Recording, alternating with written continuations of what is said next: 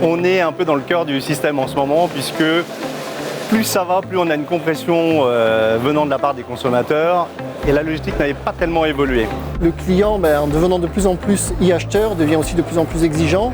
On a à peu près 180 000 sites marchands, et on consomme de plus en plus sur Internet, et on a une stat qui est tombée comme quoi 30% des gens qui ont un échec dans leur livraison, aujourd'hui changent de site marchand. Ce qui est important de savoir aussi, c'est que dans le parcours d'achat, la livraison, c'est un moment de vérité.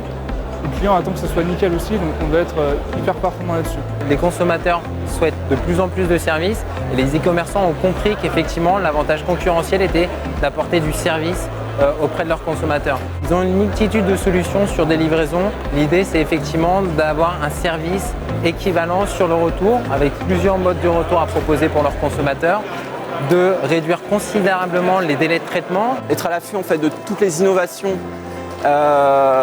en termes de livraison et notamment en fait, ce qui peut rendre cette expérience sympa et pourquoi pas écologique pour le consommateur. On essaye chaque année, tous les 2 ans, de rajouter des petites choses pour que l'expérience client à l'ouverture de la boîte, puisque c'est quand même tous les produits arrivent dans la boîte, donc il faut qu'à l'ouverture de la boîte, il y ait un peu de magie qui opère. Il y a aussi une forme de plaisir pour le consommateur à ouvrir un produit qui s'est fait livrer. Tout le monde envoie un carton marron, donc pour se différencier, à mon sens, il faut trouver d'autres idées. Nous, par exemple, dans le réseau e-logique, on fait des cartons gris anthracite, élégants. On a le sentiment de recevoir un cadeau. Il y a un bel emballage, c'est le bel écrin, et donc forcément, on est encore plus heureux d'avoir un bon produit à la fin. Aujourd'hui, les consommateurs attendent beaucoup plus. Et ce que je le vois encore davantage, c'est que depuis que je suis à la tête de Stuart en France, c'est que le consommateur va décider de ce qu'il souhaite. Et par exemple, être livré avec une précision extrême, pouvoir suivre, tracer sa livraison encore de manière plus fine sur un très court temps, ça va être un enjeu qui va être de plus en plus réel dans les prochains mois. Je vois beaucoup de startups sur le dernier kilomètre qui se rapprochent en fait du destinataire final.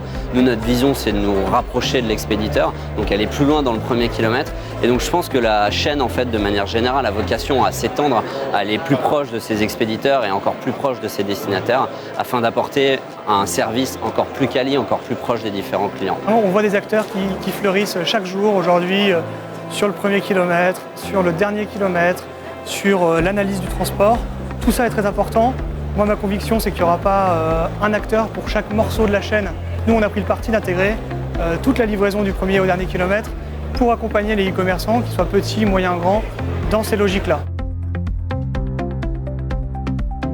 Beaucoup d'innovations vont arriver dans la logistique du e-commerce, pas mal de robotisation au niveau des entrepôts.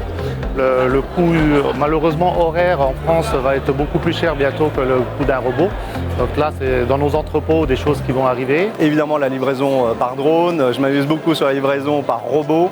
Ce n'est pas du n'importe quoi, c'est peut-être une réalité demain. Donc il faut tester tout ça et je suis curieux de voir où ça va nous mener. Au niveau des plateformes collaboratives aussi, au niveau des livraisons, l'exigence client de plus en plus importante, la volonté d'être livré rapidement ou à des heures tardives. Les transporteurs n'arriveront pas. Une étude récente de 2016 qui a été publiée par la FEVAD indique que 15% des e-commerçants sont prêts à recourir à la livraison collaborative pour livrer leurs clients.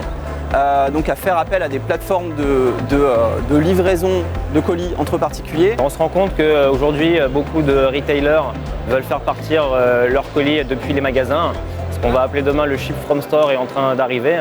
Du coup, il va falloir trouver des solutions logistiques habiles qui vont permettre à ces magasins, retailers, de pouvoir traiter leur flux e-commerce depuis un entrepôt central, mais également depuis les boutiques, puisque les stocks se trouvent également en magasin. Cette capacité à pouvoir renvoyer un colis en C2C ou en B2B, et ça, cette capacité, on va certainement le réaliser par des micro-dépôts.